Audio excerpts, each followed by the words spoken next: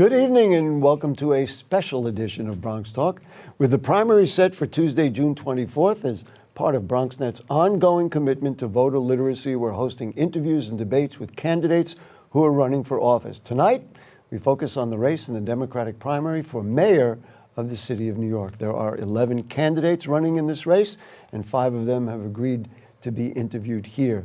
The others either declined our invitation or were unavailable. One note for viewers, the candidates will be asked similar questions to make it easier for you to make your choice in this ranked choice primary. So we'll start the programming by welcoming Mr. Scott Stringer back to Bronx Talk. Nice to see you again, sir. Great to be on this show.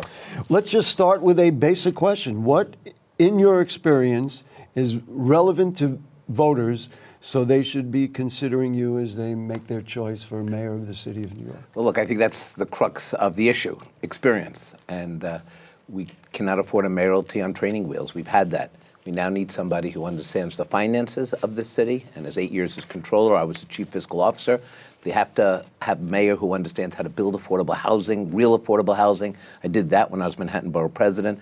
And they need somebody who has a real vision for what's possible. And I'm a kid who grew up in Washington Heights, went to Kennedy High School in the Bronx. My stepfather, Carlos Cuevas, was the first Latino deputy borough president, first Puerto Rican deputy borough president of the Bronx, and made history. So I'm a New York kid who grew up to do what I always wanted to do, which was to serve this city. It is a place where I'm raising my 2 kids in public school. And Gary, we need somebody who's a New Yorker who knows how to fight, take on Trump, and rebuild this city, because this is the greatest place on earth, and government should start acting like that way. We're going to use questions that really relate to the people of the Bronx. A lot of people saw the debate on Channel 4. We'll stay away from some of the intrigue that went along between the candidates and really focus on issues. Let's start with this: community self-determination. The slogan, "Don't dump on the Bronx," has been around for decades. Yet Bronx neighborhoods continue to deal with the city dumping things in their neighborhoods that they don't want.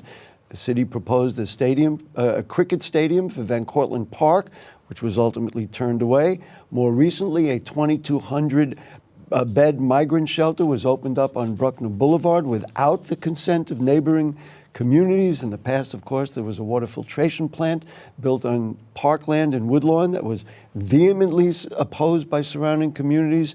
And there is development that communities don't want. Market rate housing, other facilities opposed by communities that host them.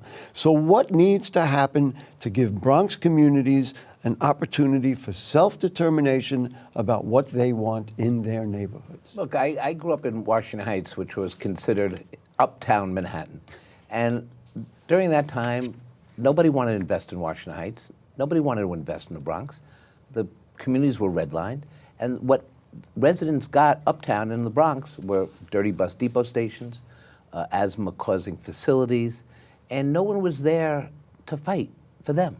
And as borough president, I made it very clear early on that we're going to treat uptown like downtown, and we're going to make sure that we go do something called community-based planning, listening to community residents. And as mayor, I will roll up my sleeves, I will come to community meetings, come to community boards, and have a conversation about what the Bronx can be and what it should look like. First and foremost, we got to turn our vacant lots into affordable housing. That's my proposal. When I was city controller, I identified 1,000 lots that could be used for an affordable housing plan. Build Mitchell-Lama 2.0. Let's go back to building housing for the middle class and those aspiring to make it there. And let's also make sure we invest in our kids. Too many kids are, around things that cause asthma, like the Cross Bronx Expressway, and other things that have life-changing effect. And I think having a mayor who's kind of from uptown, who understands the challenges that the Bronx faces, Washington Heights faces, I think would be a needed change for our city. Is New York City still a sanctuary city? ICE agents have been arresting migrants after their court hearings, if they have been ordered to be deported or if their cases have been dismissed. It's discouraging people from even showing up at their hearings, and many children of migrants are not even showing up for school, which of course is another downside by this aggressiveness of the Trump administration. So is this acceptable? And if not, what would you do as mayor to protect New Yorkers' rights and, of course, the constitutional rights of due process? I just think we are at a horrifying moment in our history when agents can simply pick someone up in the middle of the night and send them to far-off places, never to be heard from again. What kind of country are we living in? And New York City is at the epicenter of Trump's attempt to destroy our social safety net and declare victory over the city. So we need a mayor who's tough enough to fight back. I was in Trump 1, and while we were battling Trump the first time, I was able to do big things as controller. I divested $4 billion from fossil fuel for cleaner air and green jobs. I divested from private prisons. I divested from gun manufacturers. He didn't hold me back. He just revved me up. And I think we need a mayor who knows how the government works, how the finances work. So when Donald Trump tries to take $80 million, as he did, from our city budget, I know how to make sure that we fight back and that we replenish that money with $1 billion set aside for the next year until we get to the congressional elections. And that is what experience means to the people of the Bronx and fighting Trump and making sure we continue to be a sanctuary city that we've always been. People come from all over the world and who flee persecution to come to our city. And it has ignited the economy of the city time and time again.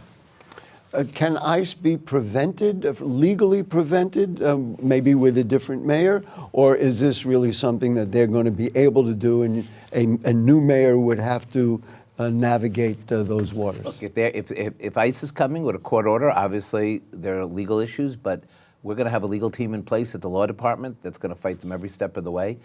My kids go to public school, and they have friends from all different cultures. It's the beauty of being a public school kid. They're in middle school. But I see parents and kids that are no longer coming to school. And I try to put myself in that position. I have a 13-year-old and 12-year-old. If I thought for a moment I would never see my son again because he went to school one day, or he would never see me again, would I keep him home or send him to school? I'd keep him home because the first job of a parent, right? Rule number 1, and this was true during COVID, keep them safe, keep them alive, and sort everything out afterwards. So parents of different backgrounds are making this terrible, terrible choice that must eat at them. And I can't stand watching this happen. So as mayor, I'm going to make sure that it's very clear to every commissioner and every agency, including the Department of Education, I want protocols in place to protect our kids and our families. Among the top of the list for people saying what's important to them is the notion of crime in our streets. The phrase defund the police has been a lightning rod for discussion. So let's use a different way of looking at crime prevention, and that is specifically supporting productive activities for children after school, programs that promote conflict resolution, gang alternative programs, and numerous other ways to invest in crime prevention. So we'll stay away from using that phrase, but where do the funds to do those things come from? What do you defund to get the monies needed for those vital crime prevention programs that are favored, certainly in the Bronx and by other city communities? Look, let's have a real discussion on crime. There were 29,000 felony assaults in our subways, in our city, and so we do need to have a police response, and there's nothing wrong with that. We have the lowest police count in history, so we need to hire thousands more police officers, because if we don't, we're going to continue to spend, get this, $1.3 billion in police overtime because we don't have enough. So if we add 3,000 cops and we align that positioning with a real mental health initiative, after-school programs, programs that keep kids out of the criminal justice system, that's worthy. Now, you raise an interesting point. How do you pay for it? Cut overtime in half and take $600 million, build a mental health program, build after-school programs. That's how you do it. But we are now baselining overtime $1.3 billion because we don't have enough people who want to be police officers. 60,000 New Yorkers took the sanitation test. 8,000 New Yorkers took the police test. It has to change. And we need a mayor who's just simply going to be smart on crime, because it's also about prevention. I think you can do two things at the same time. Thank you very much for that. Here's a statistic that is not a surprise to you or really any of the candidates running. Many Bronx residents are rent burdened, spending over 30% of their income on housing, and homelessness rates, of course, you know, are high.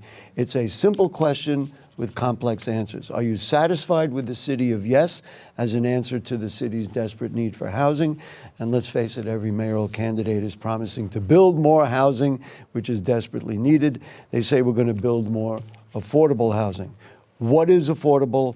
And more importantly, what's your plan to address what is considered by many the city's biggest problem, and that is lack of housing?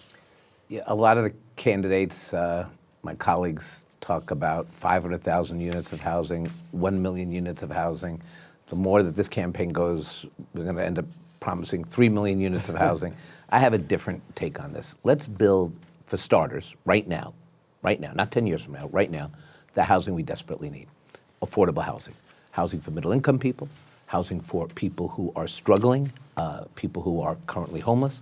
And the way we do it is on our vacant lots, because that's city-owned property. So we can build true affordable housing because the land is already there.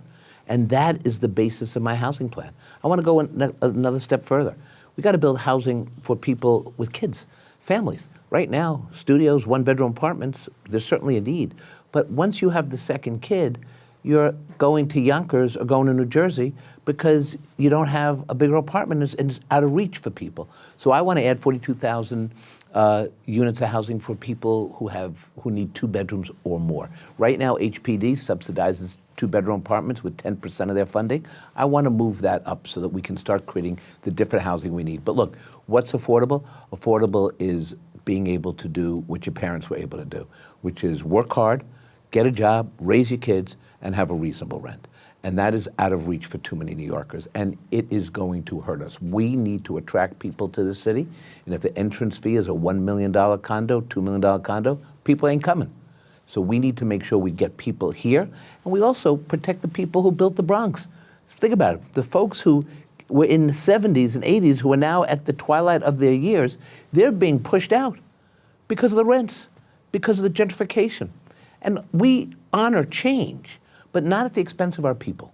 And I hope to be the mayor with a realistic housing plan who can first prioritize what it means to be a Bronxite, a New Yorker, and make sure that we give a middle-class shot to everybody who comes here. A lot of people call the Bronx the borough of universities, but it is also the borough of parks. New York City's fiscal year budget, as you know as a former controller, is $112.4 billion, the largest in the city's history.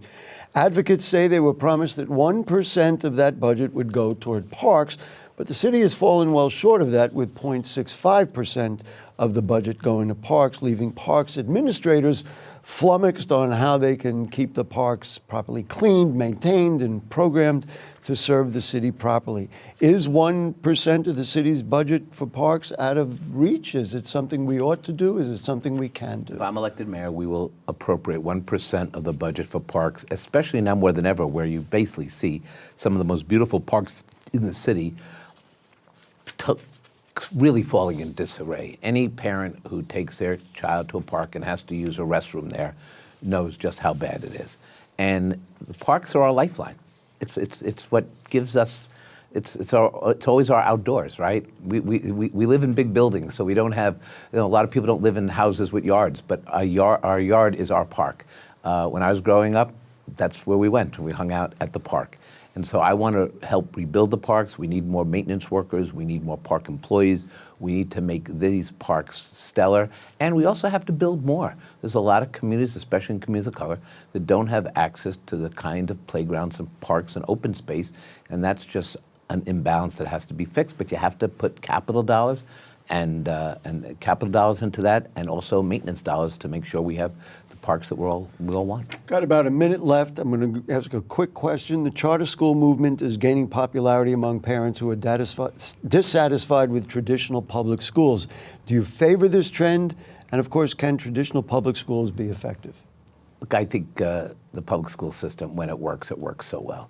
I mean, my kids, they're on their way up through the public school system. They have incredible teachers, starting when they were little kids. They're in middle school now.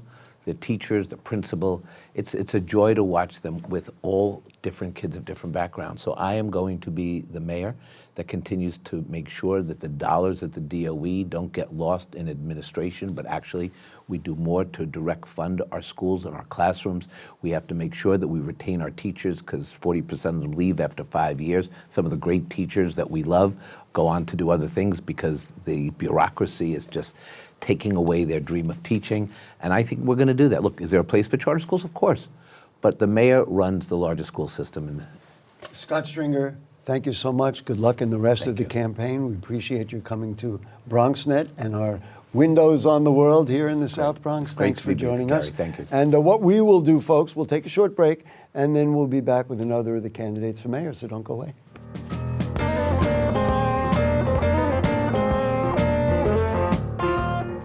Okay, welcome back to Bronx Talk as we continue our conversations with the candidates running in the Democratic primary for New York City Mayor. Please join me in welcoming Dr. Selma Bartholomew to Bronx Talk. Dr. Bartholomew, nice to have you with us. Thank you so much, Gary, and good afternoon, and welcome to the Bronx. Welcome to BronxNet and our beautiful windows on the world, windows on the Bronx. Let's start with the basic question. What, in your experience, should voters be considering as they make their choice on who to vote for on primary day as New York City Mayor? I want to say to the voters, don't burn your Democrat card as of yet. You wanted fresh, new leadership, and I'm Dr. Selma Bartholomew, and I bring 30 plus years of leadership experience. I own an education company that has allowed me to work with more than 200 schools and districts across the country to help them improve teaching and learning. And I want to be able to really improve the quality of life of our children and of our families. And my platform is Win Our Children and City Back. Win them back from the guns and the weed that we are pushing, and to be able to give them art and music. I want to teach 1.5 million children how to swim and really bring that joy back to New York City. Thank you very much. Let's just get to a couple of issues that are important to the people of the Bronx. Let's start with community self-determination. Yes. The slogan, "Don't dump on the Bronx," has been around for decades. Yet Bronx neighborhoods continue to deal with the city dumping things in their neighborhoods that they don't want. The city had proposed a cricket stadium for Van Cortlandt Park that ultimately was turned away. More recently, a 2,200-bed migrant shelter was opened on Bruckner Boulevard without the consent of neighboring communities. In the past, there was a water filtration plant built in Parkland and Woodlawn that was vehemently opposed by communities. And so many Bronx communities have development, market rate housing, and other facilities that the communities oppose. So what needs to happen to give Bronx communities an opportunity for self-determination about what they want in their own neighborhood? Well, first of all, I live in the Bronx, raised my son in the Bronx, and earned my bachelor's in math and physics from Lehman College. And so this is my home. And I understand this idea that people feel like if things are being done to us and that we don't have a voice. So the first thing I'd like to do in the first 100 days is clean up New York City streets and clean up the Bronx. The streets are just filthy. The other thing that I'd like to do is a quality of life index tool where any New Yorker can look at their zip code. So if I'm in 10469 zip code, and I can ask, what's in my zip code first? Where's the parks? Where are the mental health facilities? Where's the suicide prevention? Where are the things that you need? And then it'll also let us know what's there, right? And give us some sense of transparency. Once we have that, then New Yorkers don't feel like if things are constantly being done to us, we're now able to see a flattening of the city and able to now make decisions and be able to communicate openly to New Yorkers and in particular to Bronx residents. The other thing that I think that the reason why this is happening is that we don't really have community being built. And so I'd like to go after developing block leaders and to bring those block leaders with our youth and also with our police and giving them leadership training, giving them conflict resolution skills, and also giving them some tools around how to manage a meeting and how to communicate outcomes. And so I think that we know what we want. It's just that our feedback is not making it up the chain and that there's no opportunity for us to really feel like if city government really cares for us. All right, let's move on to another subject that's near and dear to people in the Bronx, and that is the idea of immigration. Yes. Is New York City still a sanctuary city? ICE agents have been arresting migrants after their court hearings, if they have been ordered to be deported or if their cases have been dismissed. This is discouraging people from even showing up for those hearings, and migrant children also are not showing up for school, which of course is another downside to this aggressiveness by the Trump administration. Is this acceptable? And if not, what would you do as mayor to protect New Yorkers' rights and the constitutional right of due process? Yeah, it's not acceptable. I'm a newcomer. I was actually born in Grenada in the West Indies, so I know what it is to come to a new place and to have to acclimate to community. ICE has no business in our schools, in our places of worship, or in those places that we need to be able to feel safe. They do not belong, and it's threatening. And children should be able to go to school and feel safe and have food and and to feel connected. What I would like to do in terms of addressing the needs, we've got to still look around what is it that people need, Gary, in order to feel uplifted. And so what are the organizations doing the work with our newcomers? I do not like the term migrants and immigrants. Let's call people newcomers, right? It's much more inclusive and build relationships. So what organizations are doing that work with families or doing that work with children? And let's give them the funding and the resources that they need in order to do it even better. And once again, that quality of life index tool, what's in our zip code? What organizations right here where we are in the South Bronx are already engaged in that work? And let's bring them to the table and let's give them the resources that they need in order to address those the community that they serve. Many polls that are out there say that crime is at the top of people's list of priorities for the city of New York and list of people's concerns. The phrase defund the police has been a lightning rod for discussion, so let's use a different way of looking at crime prevention, and that is specifically supporting productive activities for children after school, programs that promote conflict resolution, gang alternative programs, and numerous other ways to invest in crime prevention. So we'll stay away from using that phrase, but where do the funds come from? What do you defund to get the monies needed for these vital crime prevention programs that are favored by the people of the Bronx and other city communities? Well, I own a business in New York City, and we should know that Black and Hispanic businesses, for every dollar, we make less than half of a penny. But in New York City, there are the same companies year after year that get, multi-million-dollar contracts unaccountable. And so we now need to look at those companies, and we now need to redirect that funding so that we are meeting the needs of our children and our families, right? And I call it an ERA strategy: education, redirection, accountability, and enforcement. And we need to reach and teach our children, and that is my priority. That is why I'm running on the platform of winning our children and our city back. You had said that right at the top, that was one of the things that is on the top of your priority list. Yes. Here's a statistic that's not a surprise to you. Many Bronx residents are rent burdened, spending over 30% of their income on housing, and homelessness rates, of course, are high. It's a simple question, but has complex answers. Are you satisfied with the city of yes as an answer to the city's desperate need for housing? And let's face it, every mayoral candidate is promising to build more housing, which is desperately needed, and they say we're going to build more affordable housing. So first of all, what is affordable?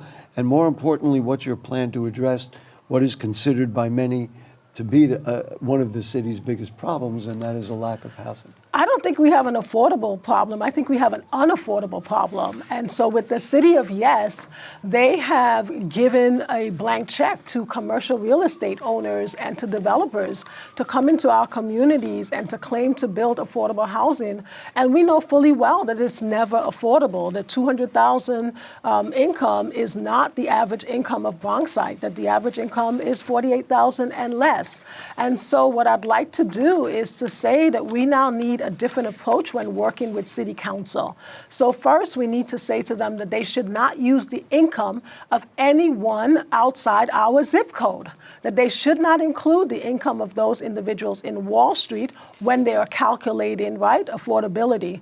And what they really need to do is we need to move people from renters and workers to owners. And so we need to now really invest in building businesses as well in our city.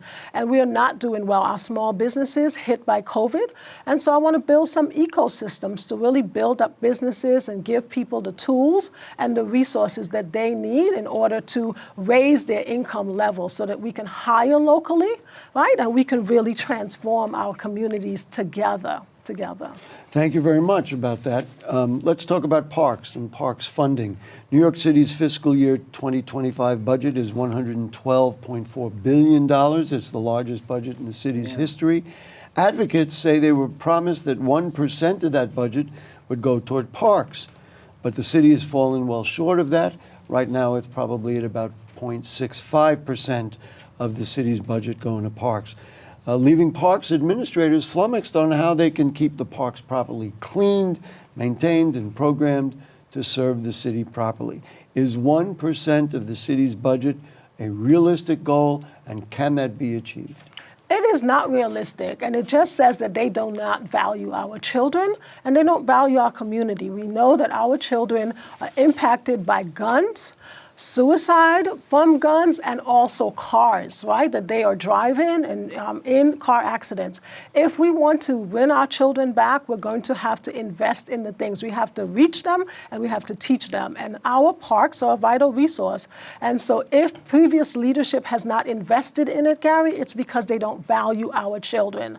I'm Dr. Bartholomew, and my life's work has been about telling our children that we love them and showing them, right, how to find their purpose and their passion. And so they deserve the space and they deserve to have an opportunity to be outdoors. And so the other thing I'd like to do, which is why this park piece is really important to me, I'd like to transform high schools. I don't want them on the same schedule. I want them out working in community gardens, right?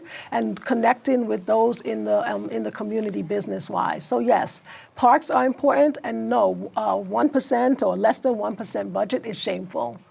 Let's talk about education, something you know a lot about, and this question really gets right into the heart of it, what you really know a lot about. The charter school movement is gaining popularity among parents who are dissatisfied with traditional public schools.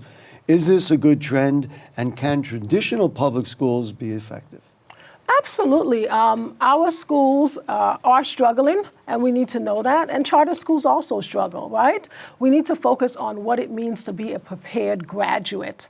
And we now need to empower all of our students with STEM, science, technology, engineering, so that they can not only have the jobs of the future, but they can build the businesses of the future, the individuals, and really rethinking the problems that we have in our society. And so I don't see that, I know that I value charter schools. I've worked with all, but more importantly, what I value is a school where a student graduates and feel prepared in order to, step out and have that confidence as they move forward. Let's do one more question Certainly. before we run out of time. Bronxites are tired of hearing that despite the fact that healthcare is the borough's largest employer, the Bronx is listed last in the state in health outcomes. Yes. There are, of course, numerous reasons for this. Many of them are environmental, but also lifestyles, access to fresh foods, etc. How do we conclusively address this issue? I think what we have to do first is identify the organizations that are doing healthcare work. And we also have to be honest about the fact that we're not happy with the numbers, right? That we have, for every 10,000 mothers, we lose over 300 women in maternal births. So I want to invest in doulas. I want to be able to build some much more networks of care around our most vulnerable. And I think that we also need to be honest about the fact that we are taxed too much. Red light cameras, money went to congestion pricing rather than being invested in, for example, Lincoln Hospital that sees 25,000 patients a week. And so we have to have a leader with a vision and where the priorities are, and the priorities should be about community. And right now, our city government has been run by criminals.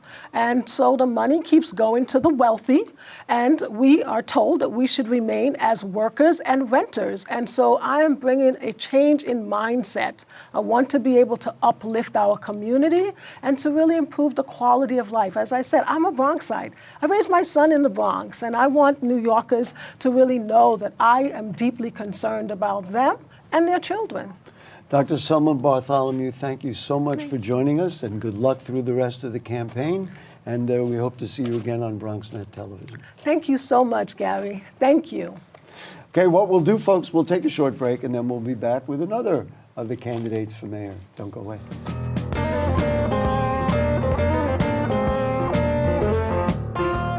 Okay, welcome back to BronxTalk as we continue our conversations with the candidates running in the Democratic primary for New York City mayor. Please join me in welcoming, hold your breath, Paperboy Love Prince to BronxTalk. Nice to see you. Paper, yeah. I'm so happy to be here. thanks for having me. It's amazing to be here. So. Well, I would ask you the same, and I will ask you some of the same questions I've asked other candidates, but you've got to explain this. Running for mayor with clown makeup, and he's got great shoes, got the shoes. But what is this about? Well, a lot of people mistake it and think it's something about the Joker or something like that. This is about, one, I'm an artist. I'm an artist, and I've built a career as an artist, and New York City has some of the most artists of anywhere in the world per capita.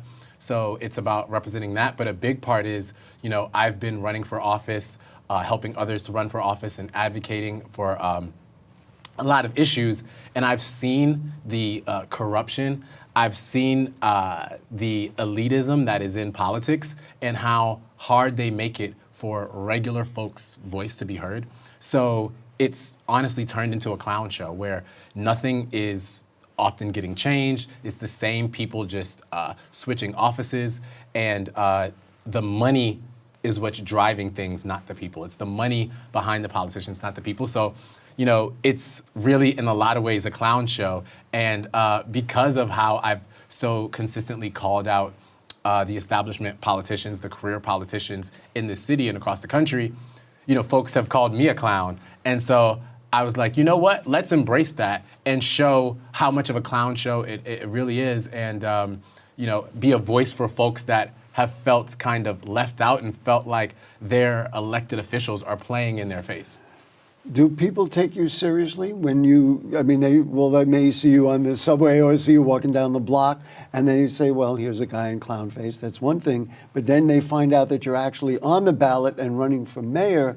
Do they take it seriously? So for me, what's currently considered a serious politician, I don't want to be associated with that at all. I want to break the mold and kind of usher us into the future. So it's okay to be ahead of the game a little bit on that front. And then the other thing is, if you look at the federal government, the folks in charge in the federal government, even if you look at our city government, the folks that are in charge, a lot of them aren't serious people. And when you look at the work that I've actually done, folks take me extremely seriously when they know that I have different styles and antics, if you will, but the work that we've done, the amount of folks that we've fed with our mutual aid programs, the clothing that we've given to folks, the computers and cell phones technology that we've done, the protests that we've led, it really speaks for itself. And my community center, which has been in Brooklyn for close to 6 years now, we've helped so many families that folks are able to see. Some folks don't get it. I'm gonna be honest, some folks don't get it and they don't take me seriously, but so many more folks are like, wait, I wanna hear what you have to say because it's time for something different. So now we're going to give you a chance to do that, and I'm going to ask you the same first question that I've asked other candidates, and you've already begun to answer it. What is, in your experience, that voters should be considering as they make their choice on who to vote for mayor for the city of New York? Yeah, I think one of the number one things that stands out, especially in this election, is my consistency. My consistency in actually calling out the corruption that is going on in the city government. Right now, a lot of the electeds are trying to protect other electeds. And in New York City, it's such a Democratic heavy city. The government is filled with Democrats, so folks don't want to criticize other folks in the party to make them look bad, but then what happens is we don't move forward. So that's one thing I've done, but another thing I'm super proud of is our community center, the Paperboy Prince Love Gallery, which I started with my own funds, and I've helped to create other community centers, give away, like I said, lots of food, throw protests. We've even had, been able to help folks in incarcerated individuals, families. So this is something that I think is like super important. And then how we look to the future, how we're not afraid to do things differently and look towards the future. Right now, the career politicians want to stay in office and just keep their job. They're not interested in having change now. I'm probably have more in common with the average New Yorker than any other candidate. I'm probably closer in income, closer in experience, and just regular life, while these folks are, pretty much out of touch, and they've been in office and we've seen what they've done and it hasn't been great. Let's get into an issue then that Bronxites are very concerned about, and that is community self-determination. We've talked about don't dump on the Bronx for decades, and yet neighborhoods continue to deal with city projects that they didn't ask for. City proposed a cricket stadium in Van Cortlandt Park, which was rejected by the community, ultimately taken somewhere else. But there was a 2,200-bed migrant shelter put on Bruckner Boulevard without the consent of neighboring communities. We've had a filtration plant built in Parkland in Van Cortlandt Park, and that was, of course, objected to by communities. There's development, market rate housing, other facilities opposed by Bronx communities that host them. So what has to happen to let the decision-making go to Bronx communities rather than the powers that be at City Hall? So the honest answer to this question is very technical and long-winded, and it comes from basically how these folks get in office. They get in office and someone donates to them and they have to abide by what they say, not what the average constituent says. And it's obvious in this race, if you don't raise over $200,000, they're not going to put you in any type of debates or things like that. So the importance of money is there. So that's one part. The other thing that I've said for a long time is we need to do stuff with the community, not to the community. And what's often happening is folks are having kind of an authoritarian attitude. They say, oh, we had a community meeting about it, but no one knows about the meeting. It's not well promoted. They move on. It's stuffed with their staffers and people that are paid by these elected officials, or these nonprofit groups that are, and special interest groups that basically are working for larger interests. So these are the things that kind of contribute to these issues. And one of the main things that folks can do is right now is get involved, be involved not just in election time, but all the time. And I'm so happy that BronxNet exists because so many local media and newspaper organizations have gone out of business. So then that allows the local elected officials to go unchecked. They aren't called into question a lot of times because the other ones, the New York Times and all that, they're focused on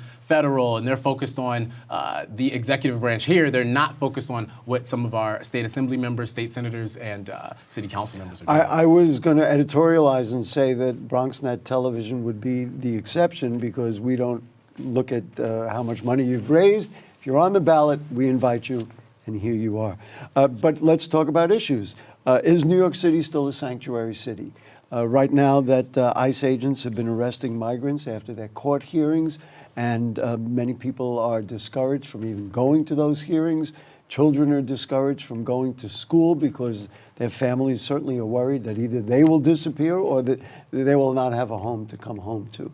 How does a mayor of the city of New York deal with that? Yeah, so basically New York has the front door of America, and something that I proposed is New York City statehood. When COVID happens or the migrant crisis happens, and it disproportionately affects New York City, not New York State, but specifically New York City. And we have one of the largest budgets as a city in the country. It's larger than most states' budgets. $112 billion to be precise. Exactly. It's larger than most states in America budget. So that alone could qualify us to be a state and to help better deal with this and have a better connection with the federal government. The state government has a lot of power over the city. There's all the laws of the state usually take precedence over city laws. So, and there's been a contentious relationship with the mayor and the governor, obviously the mayor and the president as well, our former president and potentially our current president. So making sure that New York City has the autonomy to operate effectively and in the moment is super important. So that for me is something that's super important because it's going to be different every time when things happen. There could be a natural disaster or a war, and these things are going to likely continue to happen. So being able to address that with statehood, New York City statehood, would be amazing to me. So rather than take Canada as the 51st state, you say, let's make New York City the 51st state. Exactly, exactly.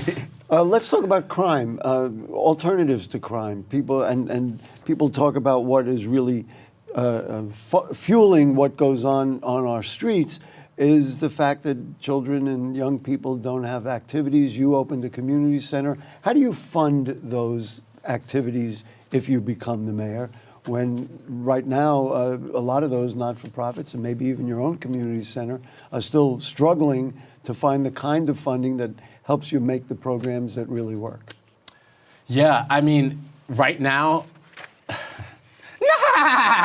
see, that's where the crazy part comes out, is that folks have an opportunity to do something about crime, but they don't want to address the things that actually cause crime. And in our schools, you know, there's so many beautiful students, so many beautiful families, and I get to meet a lot of them. And the biggest thing that we need is love and unity, connection. Folks need money, and that's a big thing they need. So as far as your question about the programs and how to best fund them, you know, like I was just saying, we live in the richest city in the richest country of all time, and right now the priority isn't on funding the community. The priority is on funding what the city council officials feel is most important. And these folks, many of them have never held a normal job in a day in their life. Many of them are so out of touch with the average New Yorker, they don't know what programs would actually help. And then on top of that, so many of them were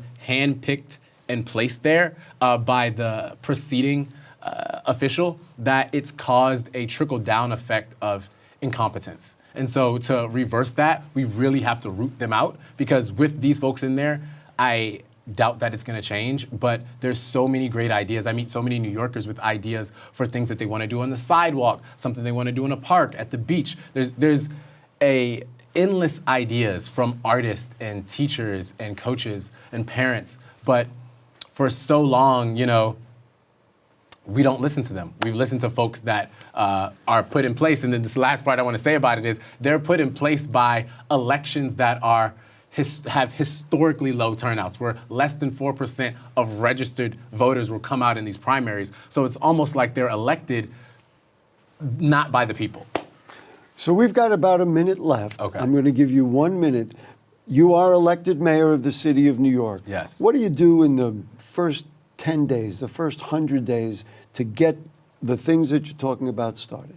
So the first thing that I would do is try to meet with as many community members as possible. I think that's what's missing. There's such a disconnect. I mean, you could fill up Madison Square Garden, you know, that would be one way to meet with, but that's 20,000 people. Exactly, but it gives you so much more of a accurate view of what's going on in the city. So for me, that's super important, is talking to as many folks as possible. And then the second thing is unity, love and unity. We need to bring the city together with love, with unity. The people that are in office right now, they're focused on division. They're focused on polarizing sides so that they can gain more power. For me, I want to bring everybody together. It doesn't matter what race you are, what gender you are, how rich or poor you are, where you come from. We need to come together as a family, as a city, now. Not when a disaster happens, not when a more authoritarian politician comes along. We need to do it now, because that's what's humane. That's what it means about putting humanity first, putting love first, and,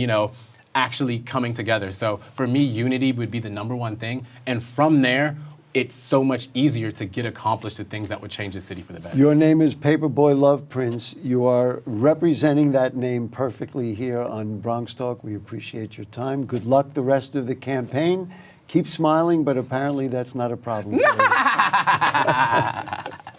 All right, thank you very much for joining us. We'll take a short break, then we'll be back with another of the candidates for mayor. Don't go away.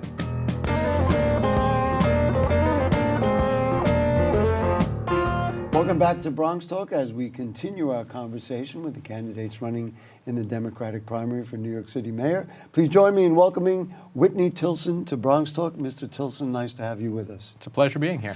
Thank you for joining us. Let's start with a very basic question. What, in your experience, should voters be considering as they make their choice on who to vote for mayor of New York City? A change candidate, that's who I represent. New York is an incredible city, but it's being very poorly run by the career politicians who run it. And I love the city. I've been here more than 30 years, raised 3 daughters here, and I'm a business person. I'm a first-time candidate, so I'm definitely a dark horse outsider, sort of running in the Mike Bloomberg lane, I guess you could say. And so I think when I see the polls that 80% of New Yorkers think New York City's heading in the wrong direction, they agree with me. I think to change that and get it headed in the right direction, you need an outsider and a business person who can manage the city a lot better. Let's talk about some of the issues that are important to people in the Bronx. One thing that I hear from Bronx communities all the time are dialogues about community self-determination. The slogan, "Don't dump on the Bronx," has been around for decades, and yet Bronx neighborhoods continue to deal with the city dumping things in their neighborhoods that they don't want. The city proposed a cricket stadium in Van Cortlandt Park, which was rejected, and the community didn't want it. It was ultimately turned away. More recently, a 2,200-bed migrant shelter was opened up on Bruckner Boulevard without the consent of the neighboring communities. In the past, many people know there was a water filtration plant built on parkland in Woodlawn that was vehemently opposed by surrounding communities. And on it goes. So many Bronx communities, there's development, market rate housing, and other facilities that are opposed by communities that host them. So what needs to happen to give Bronx communities an opportunity for self-determination about what they want to see in their neighborhoods?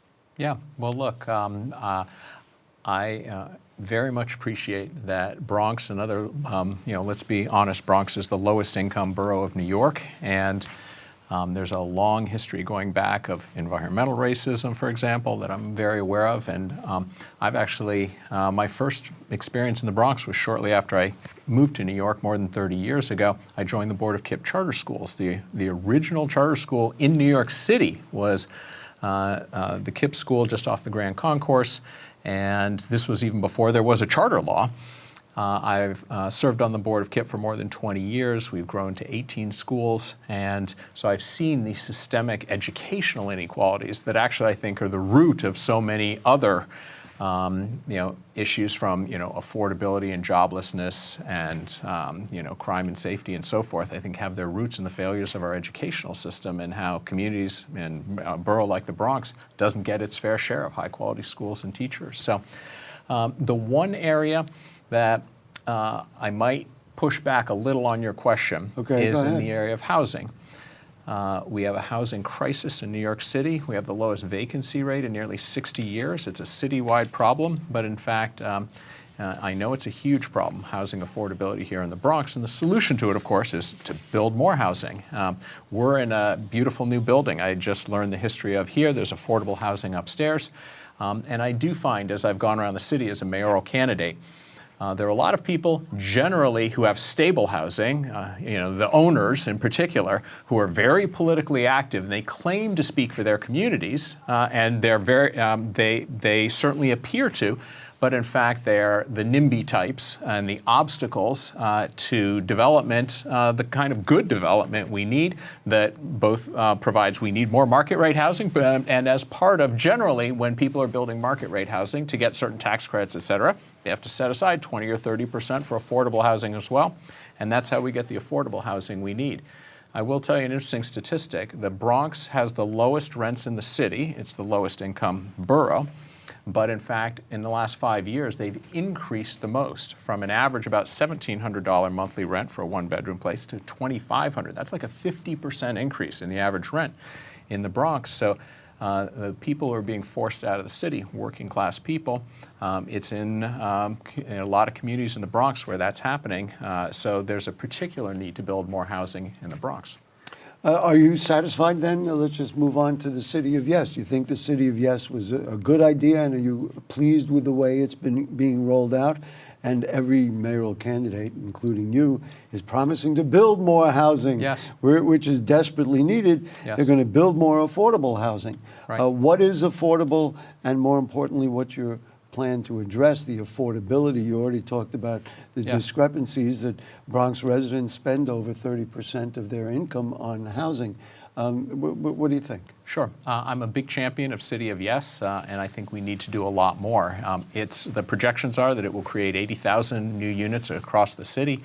over 10 years, and the need is something like 10 times that. So zoning is the first obstacle anyone who wants to build has to overcome. There's still very strong anti-development sentiment in the city council, et cetera. And the problem is a lot of people who are renting and who are struggling with the housing affordability don't have time to be organized and show up at the mayoral forums and lobby the politicians, et cetera, like the homeowners do. Keep in mind, in New York City, 1/3 of people own, 2/3 of people rent, and which is the exact inverse nationwide. So, renters, the people who are getting hit by the affordability crisis, tend not to get hurt as much in the political debate. So, the other thing I will add is having just been at the mayoral debate last night and in all these mayoral forums, all the candidates are, of course, talking about the number one issue they're hearing from voters. What I'm not hearing, and where I think I'm different, is I don't think that to take someone at the opposite end of where I am, where I think to build the housing that we need, including affordable housing, we need to unleash the private sector. That's the only place there's enough money that can get it done quickly. And that means reforming City of Yes. It means fighting sort of the NIMBYism. It means fully staffing the city departments that handle development so things can move a lot quicker. Right now, it takes about 4 years, start to finish, for the average development, and it should take only 2 years. So I don't just want to stabilize rents. I think we can drop rents by 20% if we have a big surge in new construction. And this isn't pie in the sky. We did it 100 years ago in New York City, and Austin, Texas has dropped its rents by increasing supply just in the last 3 years. But you said unleashing the private developers. Yes. Many people would say, well, how do you make them care about increasing, let's say, the 15% you're going to get for affordable housing and make that 30% so that the rents are, in fact, lowered? One thing to talk about, increasing the volume and that it will automatically lower the price. A lot of these developers are not interested in that. Developers, the word real estate developer, some of them behave very badly and we should take action against them, but those 3 words should not be pejorative. In fact, that's the solution to our housing crisis. They want to build and invest in this city. We're the richest city in the world with, as I mentioned earlier, the lowest vacancy rate in more than 60 years. But I can't tell you how many developers I've talked to who've been in the city for decades and good operators and providing good, decent middle-class housing. And they, just in the last 10 years or so, ever since Bloomberg left office about 11 years ago, the environment toward them, they said, has turned hostile, and a 2-year development process is now turned into 4 years. And they're going to Newark and Jersey City and Arlington, Virginia and Nashville. We have to compete as a city. We can't just rest on our laurels. Look at it. Think about it. It's crazy. We're the richest, most populous city by far in the country. There should be an explosion of construction here, but we have, handcuffed anyone who wants to build here. Let's talk about crime and how to lower the crime numbers. Many people in the Bronx believe that in order to prevent crime, you've got to invest in things like crime prevention programs, after-school programs, programs that can promote conflict resolution, gang alternative programs, and numerous other ways to invest in those kinds of things. Yeah. Are there monies to do that? Is that the kind of thing that you would say, well, if we do invest in these kinds of programs, it will actually lower crime? Yeah, I don't think it's an either or, and we clearly need to address long-term root causes of crime. The single biggest part of it, I would argue, is going back to improving our school system and making sure we're investing more in our high-needs schools. For example, one of the things I would do is negotiate hard with the teachers union to change a contract in which it's all lockstep pay.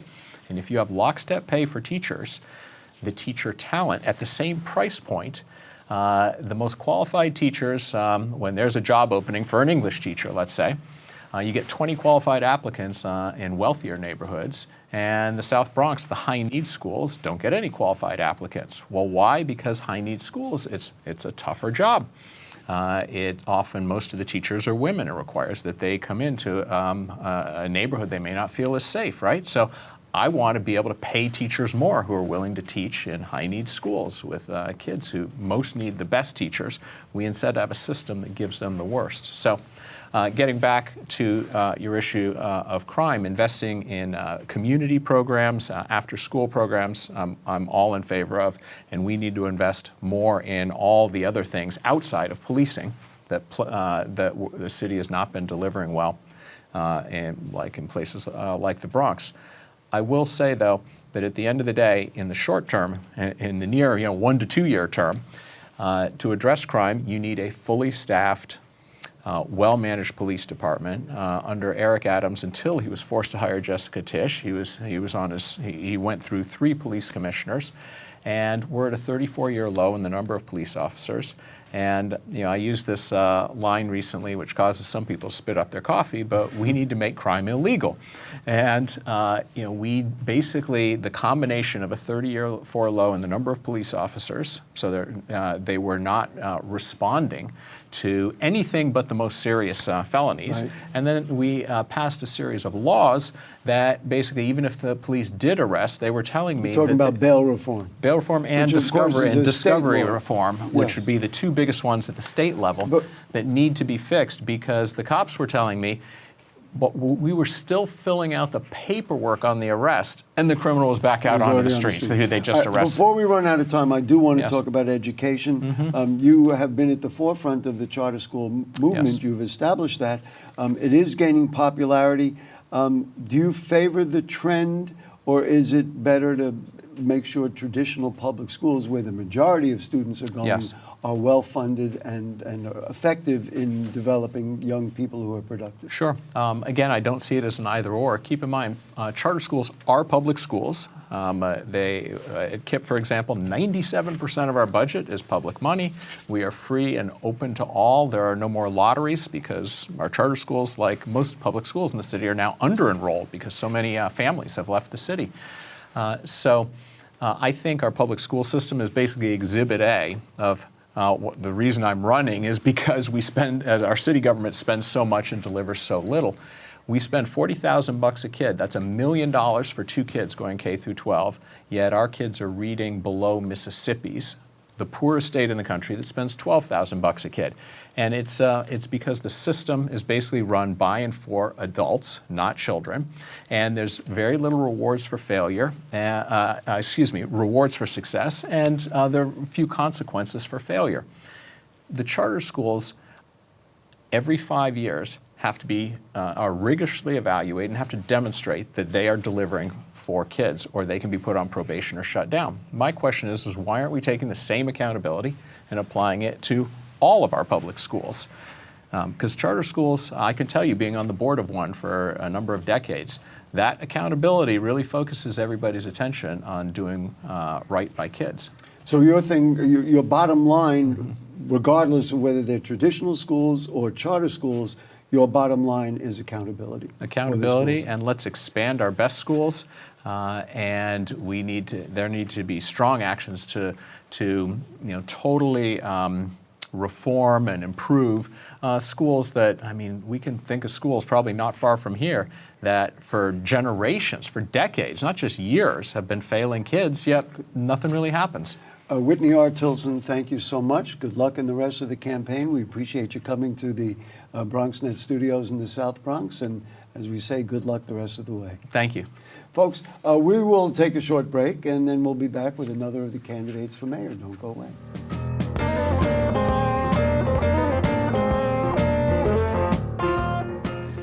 Welcome back to Bronx Talk as we continue our conversations with the candidates running in the Democratic primary for New York City Mayor. Please join me in welcoming Michael Blake to Bronx Talk. Always nice to see you, Mr. Blake. Come on, Gary. Good to see you, brother. We've known each other a long time. We went to the same high school. That Dewitt Clinton governor love right there. Come on now. That's it. That's who we are. That's it. Nonetheless, let's get right to it. Absolutely. I'll ask you the same questions we've asked the other candidates. Of course. It's a basic question. What, in your experience, should voters be considering as they make their choices on who to vote for New York City Mayor? That I have the best plan when it comes to addressing affordability. And when we think through what's happening right now around cost of living, We have said that we need to end utilizing credit scores for rent and home ownership applications while we also increase the income limits on those applications at the same time, because you shouldn't have to be rich or poor enough to get access to a home. You need to have a local median income, because area median income is not working for us in the city. And we need to have a universal child care that's not just about after school, but also on the weekends. You take those steps, you dramatically make it more affordable here in New York City. But then it's also about assessing what's going on in terms of priorities. For public safety, I've said my main priority is that you need 1,000 mental health professionals on subways and streets, because the NYPD have not been trained to do that.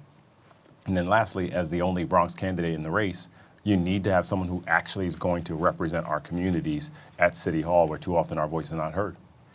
You've actually unwittingly led right into the next question, and that is a very Bronx question, which you will understand very well, about community self-determination.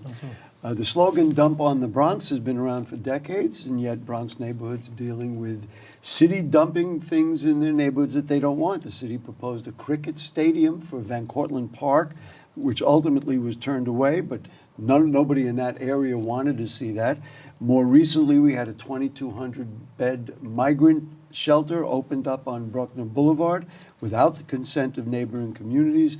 In the past, I know you know about the water filtration plant built on Parkland in Woodlawn that was vehemently opposed by Bronx communities, and so much more. There's all kinds of development, market rate housing, and other facilities that are opposed by the communities that host them. So, what needs to happen to give Bronx communities an opportunity for self-determination about what they want in their neighborhoods? You need to elect a Bronxite as mayor, because at the end of the day, too often we are the recipients of what everyone else doesn't want. And we want to make it very clear that we can have a different kind of vision and approach. Look, I'm that kid who grew up at PS 79, 118 DeWitt Clinton High School, in Crescent and Burnside. And when you even talk through the 2,200 migrant shelter that was being referenced, so many people in the community said, well, why do we always have to be the ones that receive for everyone else all the negatives? But we're not the ones that are first in line when it comes to jobs and higher wages. We're not the first in line when it comes to better schools and better health care. And so there's an opportunity to be very clear about the leadership we can have. And I say often, pretty much every single day, if you want to change the game, you have to change your mayor. And if you want to have a seat at the table, you need someone who's actually going to make sure that they're fighting for you. And too often, that has not been happening, and I'm ready to do that as your mayor. Let's talk about crime, which voters have indicated in polls that this is maybe the leading issue that they have in their minds. And you'll understand this. The phrase defund the police has been a lightning rod for discussion. So let's use a different way of looking at crime prevention. You mentioned mental health a moment ago, but let's talk about supporting productive activities for children after school, programs that promote conflict resolution, gang alternative programs, and numerous other ways to invest in crime prevention. So we'll stay away from using the phrase, but really, where do the funds come from? What do you defund to get the monies needed for those vital crime prevention programs that are favored by the city's communities? Well, Gary, a budget shows someone's values. And so in a $115 billion budget, it's impossible for us to say that we can't find the funds for this. And so when we think about what's at stake, you have everything from a vacant apartment tax that I believe needs to occur for someone who is not utilizing New York City as their primary residence, have a tax on that individual. You have $1.4 billion of NYPD excessive overtime that's not around increased public safety, but you can actually reclaim that to make sure more funds are going to our programs. You have about $2 billion right now of unclaimed fines and fees, in particular from parking tickets. And so you're in a scenario that's very clearly laid out where we can generate this revenue to pay for the opportunities that we have. And I've said, when you look at my track record, everything from the My Brother's Keeper program that I stood when I was in Albany, to the prompt pay bill, to my time when working in the White House, where we stood up the minority business program for the President Obama. You can make it very clear that you make these funding priorities happen. Now, the conversation around defund the police is rhetoric and commentary rather that happened some time ago around the frame and the frustration, quite frankly, of are we supporting an entity that is not protecting us? And that there has to be a reallocation for more community policing visions. Even Andrew Cuomo, who now tries to walk away from it, said that defund the police was a legitimate movement, right? And so now it is the framing of you have to have a police department, but you want to have a fair police department. But the cops and the community all deserve to get back home. And that's all we're trying to say that can be done differently. And look, just to go back to what you had originally said about mental health, getting the resources for those kinds of programs for people to do the things that the NYPD is not trained to do, you suggest would come out of that same budgetary considerations that you just identified. Think about it. Like, the person. Even while we're here, I looked outside. I saw a guy who was struggling outside. Who just dumped a bunch of stuff outside. It's a perfect example to that point. Like, you have a scenario that if you have mental health professionals addressing what's going on with these elements, then you could have the NYPD with their body cameras on going out onto the street to address crimes. Right? So you address public safety in both ways, and doing that, then you're also not having the excessive overtime being spent. So there's ways to do this better and much more effectively. And we've laid out this whole vision. BlakeforNYC.com is where we say to people, you want to learn about how do we focus on economic justice, how we focus on public safety, how we focus on mental health, how do we actually give you a city that you deserve in this Trump era of cuts, then if you want that kind of mayor, then I'm willing to be that person. Crime is right at the top of the list. Maybe affordable housing for some people is also a little higher than crime. It's right up there, numbers 1 and 2 in what people are concerned about. Here's a statistic that is not a surprise to you. Many Bronx residents are rent burdened, spending over 30% of their income on housing, and of course homeless rates are high. It's a simple question with complex answers. Are you satisfied with the city of yes as an answer to the city's desperate need of housing? And let's face it, every mayoral candidate says we're going to build housing, we're going to build more affordable housing. They say we're going to build more of it. What is affordable? And second of all, how do you build housing that is affordable, especially to people here in the Bronx? Well, to your first question, as a husband, as a bonus father, as a Bronxite, let me be clear that city of yes was insufficient. And now they call it City for All. It's still insufficient because they didn't actually address the core problem of affordability. Even the numbers of what they determined that they're trying to strive for are not actually addressing the problem at scale.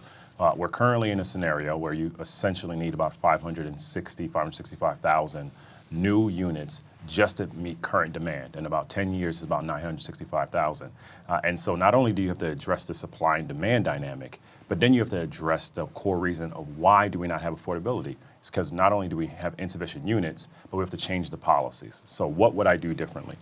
I believe we have to have 600,000 affordable units that are built, which mean that we simultaneously have to have a local median income, because area median income being utilized as a threshold is effectively pushing people out where we're not having true affordability in our communities. Implement true cost of living at the same time so we actually understand the totality of your expenses. And then work with developers to cut regulation and red tape. And also we need to have changes in the ULURP process, which is the process where a city council member could stop an effort for no reason, right? And so someone could go through an effort for months, if not years, to finally get to the opportunity of building affordable housing, and then they're denied because someone does not like them. And so if we're serious about this, we have the space, but the question is, do we have the will?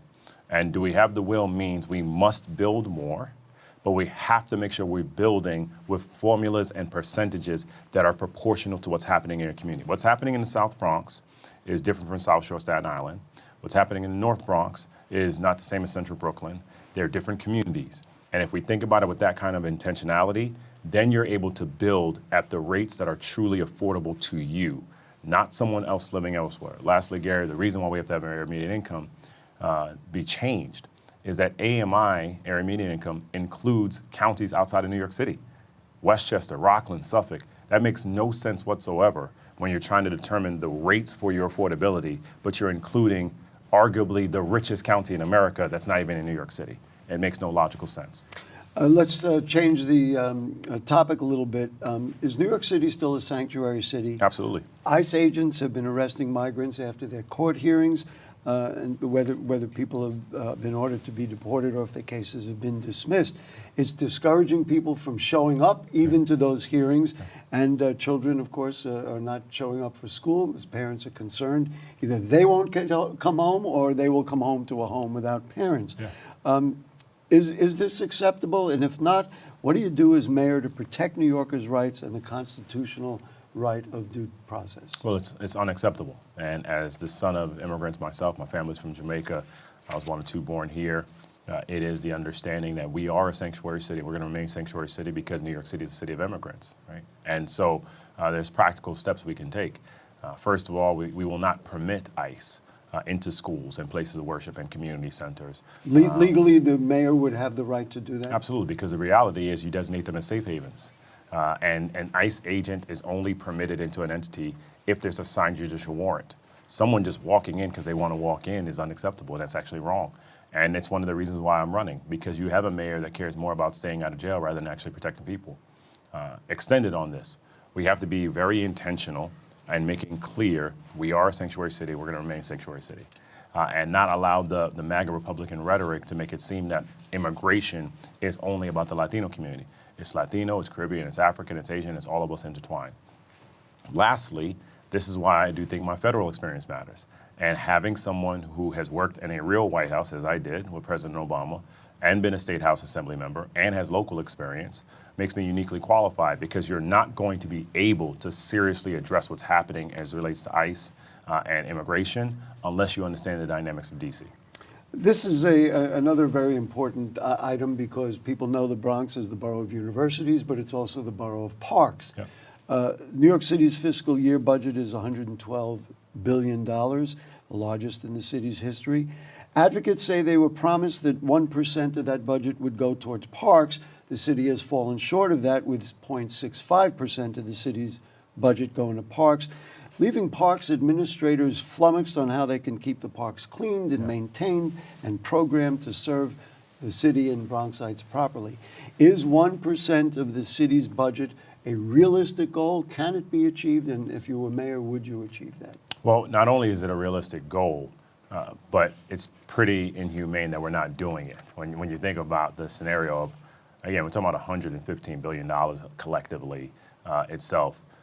To say that you cannot achieve 1% in a budget of that size means that it's not a priority of yours. And we think about COVID and how COVID obviously ravaged the Bronx. Where would we be if people didn't have open spaces? You know, where would we be if people didn't have parks and playgrounds? And where are we trying to go when we think about all the different efforts? Obviously, we can talk about Van Cortlandt Park all day, every day, right? But what do we think through when we think about our community gardens? And so not only is it the right thing to do from a standpoint of the environment, it's the right thing to do from an economic standpoint, and it makes our communities better. And so I've said consistently that it should be at least 1%, and we can find the funding across the board. If we think again, just using one example, NYPD publicly stated excessive overtime of about $1.4 billion, not associated to safety, not associated to people feeling like more people were being arrested. And so we're talking through how do we achieve these kinds of things. We know that we can with the right leadership. Michael Blake, thank you so much for joining us. It's nice to see a Bronxite here and somebody who has been passionate about our borough, and we appreciate it. Good luck in your race for mayor. I really appreciate you. I appreciate everything you're doing with BronxNet and making sure that people understand the responsibilities of continual journalism. So I'm grateful for you. Well, we try the best we can, and we have these beautiful windows on the Bronx to begin that dialogue. Absolutely. Thank you so much. Thank you. What we'll do, we'll take a short break, and then we'll be back with another of the candidates for mayor. Don't go away.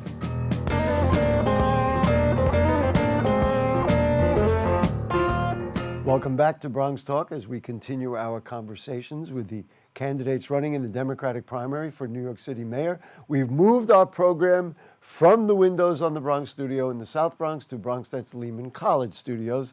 And right now, please join me in welcoming the senator from the Brooklyn's 20th senatorial district. It is Senator Zellnor Myrie. Senator Myrie, nice to have you with us. It's good to be with you, Gary. You know, I just realized I almost called it the Brooklyn, but it's the Bronx, but Brooklyn. I after all these years, I got to get that right.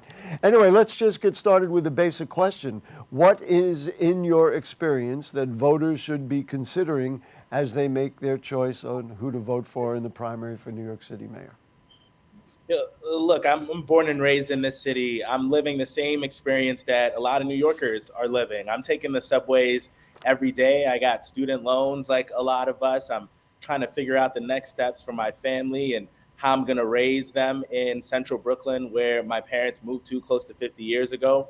But it also is a time where we need proven leadership, someone that is serious about the job, that is urgent, that pays attention to details, And that's what I've done in the state legislature over the past 7 years. I've written over 60 bills that have become law, and they have ranged in addressing our housing crisis, addressing public safety, ensuring that people have a second chance, and also looking forward to protect our democracy and to protect our immigrant friends and neighbors. And so I am really excited to bring that same vision, that same urgency, and that same attention to detail to City Hall. We are facing multiple crises. We're in an affordability crisis. People want a city that is safe, that is livable, and that's what I plan to deliver as the next mayor. Thank you so much for that. As I mentioned to you before the show, we're going to be asking the same questions we asked the other candidates, and certainly focusing on issues that are important to the people of the Bronx. The first one I want to talk about is community self-determination. The slogan, "Don't dump on the Bronx," has been around for decades, and yet Bronx neighborhoods continue to deal with city dumping things in their neighborhoods that they don't want.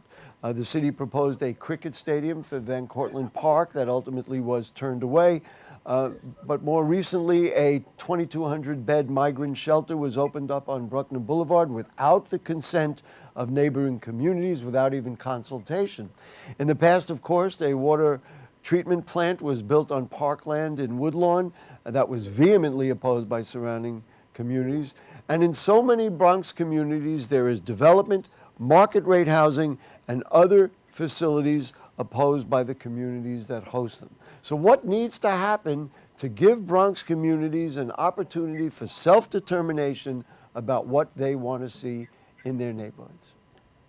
Well, we first need a change in leadership. What we have seen, unfortunately, over the many years, as you were recounting, Gary, is people giving lip service to the Bronx during the campaign and then not delivering for them when they are in a position of power. And we have seen that from many leaders in the past, but this is personal for me. My dad lived in the Bronx for close to 22 years. He taught special education at PS 112. And so I've spent a lot of time in the Bronx. I like to say sometimes that I have dual citizenship because I've spent so much time there. And so we have to have an ethos that says the Bronx can no longer be last in the things that are important in this city, like our health outcomes, but be first to be the place where people dump on. And so I want to do a number of things. One, we got to share the burden of housing throughout this entire city, and we have to have a focus on affordability. So I have a plan to deliver 1 million homes over the next 10 years, and I want to build everywhere, not just concentrated in certain neighborhoods, because the only way we're going to truly bring down the cost of housing and drive it down is if we do it everywhere. I also think that we got to talk about public safety. We've seen some drops in some of the rates of crime throughout the city, but they remain stubbornly high in the Bronx because I think that there has not been a focus on the drivers of crime, investing in more summer youth programming so that our kids are not just told what not to do, but are given something to do. And when we talk about the health outcomes and the equity, the investments that the city has made, we see some things like the opioid settlement funds that were disproportionately dispersed and the Bronx did not get its fair share. So I want to ensure that we have Bronx voices at the table, that we have families and communities that have stayed in the Bronx when it was tough to do so. They should reap the benefits of a rising tide here in the city. And I plan to have no forgotten borough in this city when I am mayor. And I plan to make those investments in coordination and partnership with the people of the great borough of the Bronx. You have pretty much unwittingly anticipated my next question, and that is about crime prevention. For years, the phrase defund the police has been a lightning rod for discussion. So let's use a different way of looking at crime prevention, which you have already alluded to, and that is specifically supporting productive activities for children after school, programs that promote conflict resolution, gang alternative programs, and numerous other ways to invest on crime prevention. So let's stay away from that phrase when it comes to police, but where do those funds come from? What do you defund to get the monies needed for the vital programs that you talked about, those vital crime prevention programs that really are favored by the people of the Bronx and other city communities? You know, I think the people of the Bronx are not too different from the people of the rest of the city in that we can hold two truths together. that we need police officers to be a part of our public safety ecosystem. And we also need to hold them accountable and invest in the things that prevent crime in the first place. We've spent $1 billion in overtime, some of the highest overtime we have seen in recent history, really due to mismanagement and in some cases due to corruption. I think that we have to get a hold of the overtime. And there's some other investments that we should be making as a city that I think are going to reap the benefits to pay for these programs in and of themselves. I want free, high quality, universal after school for every kid in the Bronx from age 3 all the way up to grade 12, because we know that it is an investment. We tell our kids, we don't want you getting into trouble between the hours of 3 and 6 p.m., but those happen to be the hours where most of the things that we don't want happening happen. So let's keep them in the building. Let's give them some programming. I am the product of an after-school program, and this is what I want to provide for every single student. There are some studies that indicate that for every dollar that we invest in after-school, the city will get it back 3 times over. If we can attract families, if we can keep them here, they're going to spend money in our local economy. They're going to be shopping on Fordham and on Jerome and on Gun Hill. So let's ensure that they can stay here, that they can have childcare, that we can extend pre-K and 3K, and that is going to end up helping us pay for itself. Here's a statistic that is not a surprise to you. Many Bronx residents are rent burdened, spending over 30% of their income on housing. And homelessness rates, as you well know, are very high. It's a simple question, but complex answers. First of all, are you satisfied with the city of Yes as an answer to the city's desperate need for housing? And let's face it, every mayoral candidate is promising to build more housing. We're going to build more housing, which is desperately needed. They say they're going to build more affordable housing. So what is affordable? And more importantly, what is your plan to address what is considered by many to be the city's biggest problem, and that is lack of housing? Look, I've been very clear about what my plan for housing is, and it includes the Bronx. And that is to deliver 1 million homes over the next 10 years. And I'm going to do it in a multiple of ways. Yes, the affordability crisis, and particularly for our rent-regulated units, is acute in this moment. And so I think that when we look at the data for this year, that we should be considering a rent freeze for our rent-stabilized tenants. But there are also people that are not rent-stabilized, where the average price of rent is close to $4,000 across the city, with the Bronx being, in many cases, the last bastion of affordability for a lot of people. So we have to ensure that what we are building is a mix of both market rate, of both affordable, and I think that that is going to help bring down the cost for everyone. Now, when we talk about affordability, there are, of course, the federal measures of the area median income that incorporates New York City and Westchester and Rockland and then averages it out. That is not the average and not the median income for the people of the Bronx. And so I think that it is important for us, if the city is giving tax incentives, for us to consider what the community median income is. But I think the way that we truly drive down the cost for everyone is by building more and having everyone pay their fair share. I think we are in a critical moment where if you are a parent of a kid that is 6 years or younger, you are twice as likely to leave the city because you cannot afford it. So in addition to more housing, we have to have better childcare. We have to have more accessibility. We got to give people more opportunity because all of these things are related. Senator, is New York City still a sanctuary city? ICE agents have been arresting migrants after their court hearings if they've been ordered to be deported or if their cases have been dismissed. This is discouraging people from showing up at those hearings, and some of the kids are not showing up for school, which of course is another downside of this aggressiveness by the Trump administration. Is this acceptable? Are we still a sanctuary city? And what would you do as mayor to protect New Yorkers' rights and the constitutional right of due process? You know, Gary, this is one of the more shameful chapters of not just our city's history, but of our country's. Both of my parents were undocumented when they had me. They were able to take me to a city hospital. They were able to come to my PTA meetings without fear of deportation because our sanctuary city status used to not be political. Well-known progressive Rudy Giuliani defended our sanctuary city laws because he understood, like most New Yorkers do, the importance of the immigrant community. 3 million out of our 8 million New Yorkers were born in another country. Here's what I do. One, make it very clear that the city is going to have your back.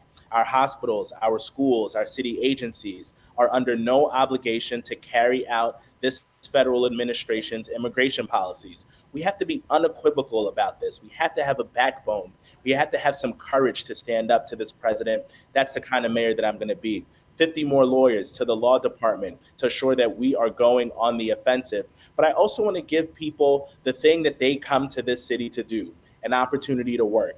Something called Work NYC, a New York City specific work permit. It says if you're here, you're seeking asylum, you're trying to have a better life, we're going to connect you with a New York City employer. And I'm a lawyer, Gary, and so I have read the Constitution, I've read the case law. It's not a slam dunk, but it is worthy of the fight. And then that is the kind of fight that I'm going to be bringing every day from City Hall. Senator, we have one more time for one more question.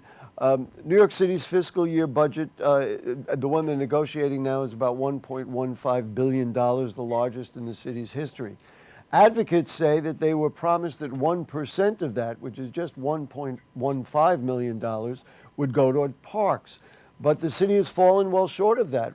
6.65% of the city's budget is going to parks, leaving parks administrators flummoxed on how they can keep the parks cleaned, maintained, and programmed to serve the city properly.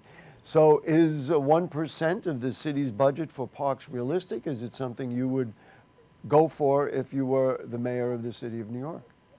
At minimum, we should be doing 1% for our parks. And I think about the amazing parks that we have in the Bronx, whether we're talking Van Cortlandt or Pelham Bay. And these were lifelines during COVID. These were the only places where people could go out, get some fresh air, get some freshness into their lungs. And they are also a source of family events where people can go and have recreational activity. It is shameful that we do not dedicate at minimum 1% to our city's parks. That is something that I would love to do as the next mayor. And look, this is good for our environment. It is good for our health. It is necessary for us to make this investment. I plan to do that as the next mayor.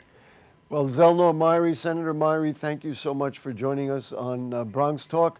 Good luck in the rest of the campaign, and we appreciate your time. Thanks for having me. Looking forward to being back. Okay, thank you. So that concludes tonight's program. The early voting period is Saturday, June 14th through Sunday, June 22nd. The primary is Tuesday, June 24th. Please make sure you vote. We thank everyone on our wonderful production crew, and I should say crews, plural. And of course to you too. It is always about the people of the Bronx. So we'll see you next time. Good night.